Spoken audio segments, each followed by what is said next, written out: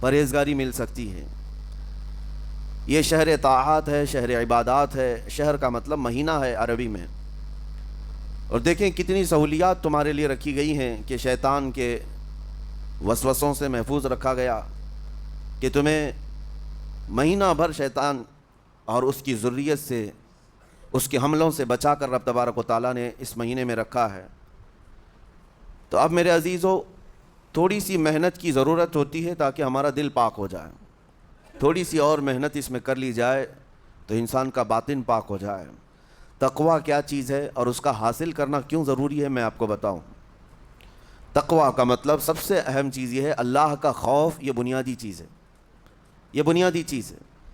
اور یہ اگر بنیاد ہے تو ہر عمل میں آپ کے تقویٰ حاصل ہو جائے گا۔ نماز کیوں پڑھتے ہو؟ نماز ایک ڈیوٹی سمجھ کر کے پڑھتا ہے تو کوئی مسئلہ ہی نہیں اس کا، یعنی وہ ڈیوٹی ادا کر رہا ہے۔ لیکن نماز میں اگر خوف خدا ہے، اللہ کے ڈر سے پڑھتا ہے، یہی تقویٰ ہے۔ روزہ کیوں رکھ رہا ہے؟ سب محلے میں رکھ رہے تھے، ہم نے بھی رکھ لیا۔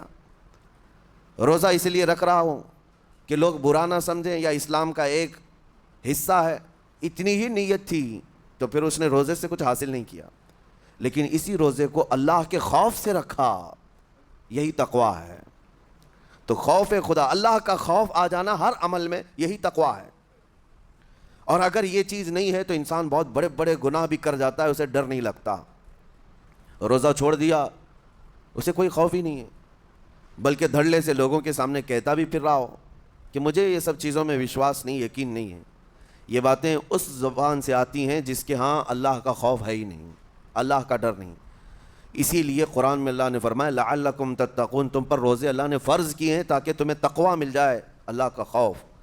اور یہ کتنی اہم چیز ہے میں آپ کو بتاؤں، خوف خدا۔ خوف خدا کا مطلب کہ اللہ کا ڈر، اللہ کا خوف، یہ تمہاری پوری باڈی کو صحیح کرتا ہے، اندر سے بھی باہر سے بھی۔ خوف خدا، تم ہر قدم پر اگر یہ سوچتے ہو کہ میرا رب مجھے دیکھ رہا ہے، جیسے کہ آپ کو پتہ ہے حدیث پاک میں حضور صلی اللہ تعالیٰ علیہ وسلم سے پوچھا بھی گیا احسان کیا ہے، یعنی نیکی کس کو کہتے ہیں؟ حضور نے فرمایا تم نماز ایسی پڑھو یا عبادت ایسے کرو جیسے تم اللہ کو دیکھ رہے ہو۔ اور اگر یہ نہیں ہو سکتا تم سے تو اتنا احساس تو رہے کہ اللہ تمہیں دیکھ رہا ہے۔ تو ہر عمل میں تمہارے یہ سوچ آئے کہ مجھے میرا رب دیکھ رہا ہے، تمہارے قدم سنبھل جائیں گے۔ آج آپ مسجد میں بیٹھے ہیں، ادب سے بیٹھے ہیں، حالانکہ ایک آدھے گھنٹے کے بعد جسم کو پھیلنے کی حاجت ہونے لگتی ہے، تھوڑا پیر پھیلا لوں، پیٹھ کو ٹیک دے دوں، نہیں کرتے آپ، اس لیے کہ آپ کو احساس ہے کہ امام صاحب دیکھ رہے ہیں، مفتی صاحب دیکھ رہے ہیں، یا پھر مجمع میں لوگ دیکھ رہے ہیں۔ تو یہاں پر ہمارے دیکھنے کے احساس سے آپ کے پیر نہیں پھیلتے ہیں، آپ پھیل کے نہیں بیٹھتے۔ تو ہم میاں نہ سزا دینے والے نہ جزا دینے والے ہیں۔ یہی احساس اگر اللہ کے دیکھنے کا ہو جائے کہ میرا رب مجھے دیکھ رہا ہے، تو پھر آپ کو کسی نگرانی کی ضرورت نہیں، کہیں کسی سی سی ٹی وی کی ضرورت نہیں۔ اللہ کا خوف اگر بندے کے دل میں آ جائے، وہ ہر لمحے، ہر گھڑی، ہر علاقے میں محفوظ رہتا ہے، اپنے آپ کو محفوظ رکھتا ہے۔ میرے عزیزو، 4 سال کی عمر ہے امام اہل سنت فاضل بریلوی رحمۃ اللہ علیہ، امام محمد رضا خان رحمۃ اللہ علیہ، 4 سال کی عمر میں روزہ رکھ لیا۔ گرمیوں کی شدت تھی، گھرانہ علمی گھرانہ ہے، باپ بھی بڑے عالم دین، دادا بھی بڑے عالم دین ہیں۔ 4 سال کی عمر میں روزہ تو رکھ لیا، اور جب تھوڑی دوپہر ڈھل گئی، اچھوں کی حالت دھوپ کے دنوں میں خراب ہونے لگتی ہے، تو شام ہونے کو قریب تھی کہ ایک کمرے کے اندر دادا محترم نے پوتے کو بند کر دیا اور کچھ پھل فروٹ ساری چیزیں اندر رکھ کر کے دروازہ باہر سے بند کر لیا۔ کہا بیٹا کھا لینا، میں کسی کو بتاؤں گا نہیں، کسی کو نہیں بولوں گا، 4 سال کی عمر ہے، تمہارا روزہ بھی رہے گا، کھا کر کے تھوڑا پیٹ ہلکا کر لینا۔ تو یہ دروازہ بند کر کے دادا محترم چلے گئے۔ کافی دیر کے بعد دروازہ کھلا تو وہ پھل فروٹ ویسے کے ویسے ہیں، بچہ ویسے ہی بیٹھا ہوا ہے۔ امام احمد رضا رحمۃ اللہ تعالیٰ علیہ، 4 سال کی عمر کی بات کر رہا ہوں، دادا نے آ کر پوچھا بیٹا کھائے نہیں؟ دروازہ بند کر لیا تھا۔ تو 4 سال کی عمر میں مولانا امام احمد رضا کہنے لگے کھا تو لیتا لیکن ہر گھڑی میرا مولا تو دیکھ رہا ہے، جس کے لیے روزہ رکھا وہ تو دیکھ رہا ہے۔ یہ ہے تقویٰ، یہ ہے خوف خدا، کہ اگر یہ کسی کے دل میں بیٹھ جائے، اسے لوگوں کو دکھانے کی یا لوگوں کے اسے دیکھنے کی کوئی ضرورت ہی نہیں۔ میرے عزیزو، تقوی حاصل کرنے کا یہ اتنا بہترین راستہ ہے، اتنا بہترین راستہ ہے۔ آپ روزہ ہیں، کس کو پتہ ہے؟ میں روزہ ہوں، کس کو پتہ ہے؟ یہ راز ہے میرے اور اللہ کے درمیان۔ آپ روزہ ہیں، یہ راز ہے آپ کے اور اللہ کے درمیان۔ بہت سارے موقع آپ کے پاس ہیں دن بھر میں، فجر سے لے کر عصر تک کئی مرتبہ وضو میں جانا پڑتا ہے، باضابطہ آپ کلی کر رہے ہیں، آدھا نگل جاتے، کس کو خبر ہے؟ یا کہیں چھپ کر کے کوئی ہلکی سی چیز چبا لیتے، کس کو خبر ہے؟ اس لیے کہ یہ اندرونی معاملہ ہے، راز ہے۔ آپ کھا رہے ہیں، پی رہے ہیں، یا نہیں کھا رہے ہیں، نہیں پی رہے ہیں، یہ کوئی دوسرا نہیں کہہ سکتا۔ آپ کے اور آپ کے اللہ کے درمیان یہ راز ہے، اور آپ بچے ہوئے ہیں۔ حلق سوکھا ہے شام کے وقت میں، اور پیٹ بھی پیٹ سے لگنے آ جاتی ہے۔ کام کرنے والے جانتے ہیں کہ شام ہوتے ہی روزے کا اثر کس قدر ظاہر ہوتا ہے۔ کام کرنے والوں کو زیادہ اثر پڑتا ہے، اے سی میں سونے والوں کو روزہ کہاں پتہ چلتا ہے۔ لیکن اس وقت بھی وہ نہ پانی کا ایک قطرہ حلق میں ڈالنا چاہتا ہے، نہ کوئی چیز چھپ کر کے چبانا چاہتا ہے۔ مجھے بتاؤ میرے عزیزو، کیوں اپنے آپ پر یہ تکلیف اور اپنے آپ پر یہ زیادتی کر رہے ہو؟ آپ کو اندازہ ہوتا ہے یہ میں زیادتی نہیں کر رہا، نہ ہی اپنے آپ کو تکلیف میں ڈال رہا ہوں، یہ میرے رب کی رضا ہے، میں اسی پر قائم ہوں۔ اسی لیے فرمایا گیا کہ جب افطاری کا دسترخوان بچھتا ہے اور پہلے ہی آ کر کے لوگ بیٹھتے ہیں، اور یہ سنت بھی ہے، ایسے نہیں کہ بھاگتے بھاگتے آپ آئے، وقت ہوا، کھجور لیے اور کھا گئے۔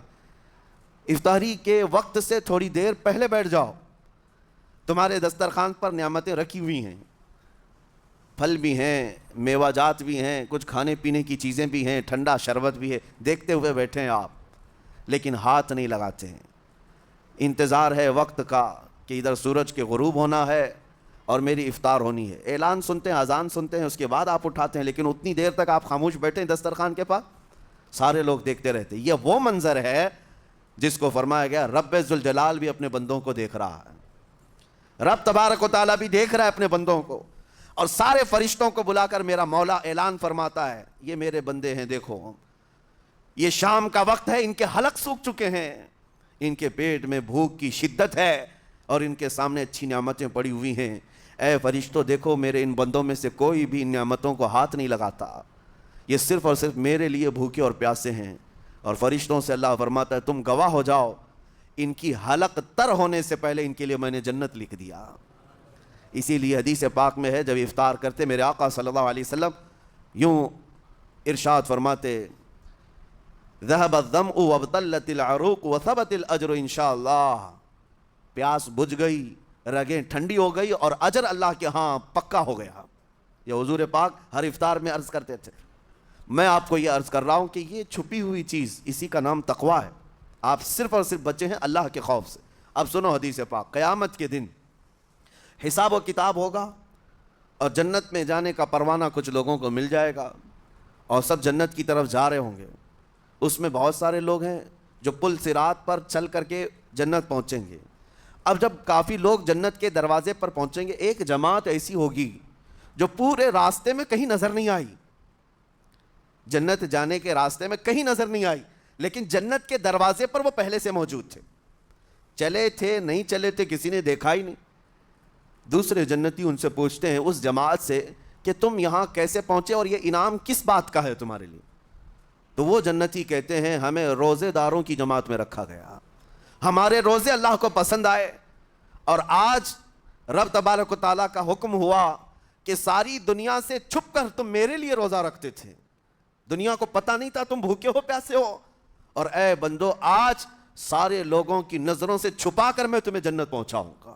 وہ ایک جماعت ایسی ہے جو راستے بھر چلتی ہوئی نظر تو نہیں آئی لیکن جنت میں پہنچ گئی، وہ روزے داروں کی ہے۔